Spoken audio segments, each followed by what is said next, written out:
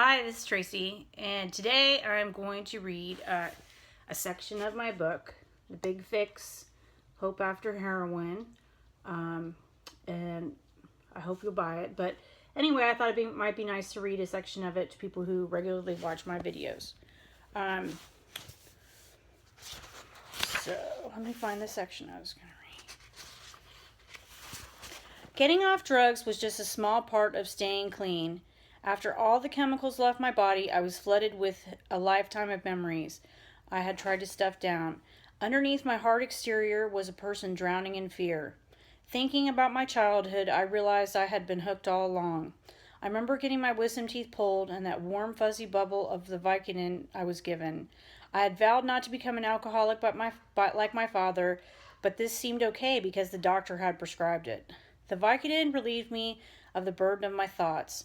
Everything I needed was in one place. I did not need food. I didn't need to worry. I did not need anything but the feeling of that drug. I felt totally comfortable with the numbness. Life seemed to be like a breeze when I was on the Vicodin. I was so naive that I truly believed that I can control any drug I took, unlike weak people. I quickly learned that drugs do not discriminate.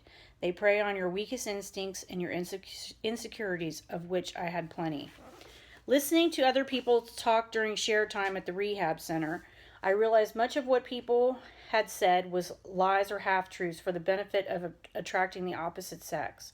Being in the program was a lot like being in high school. People would stand up and confess the things they missed from their addiction, their apartment, women, fame, rather than the reasons they were really there.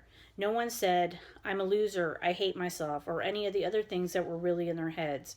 I felt as if no one understood me, as if I was unique among addicts. In reality, I think I was leaving myself room for a chance to relapse by staying isolated. When Mike, this was a friend of mine, sent a message through one of the residents to meet him to play video games, I jumped at the chance. I needed a break. While I was in jail, I had learned Mike had started using heavily. By the last time I had saw him, I was being hauled away by the police. I wanted to reconnect. I walked up the hill to Mike's apartment, and I heard a voice inside my mind. No. No. I felt it as concretely as the hard bed I slept on each night. Was I really going to just sit there while he got high? Maybe I was developing a sense of right and wrong choices because my inner compass pointed me in a different direction. Or maybe I was just scared.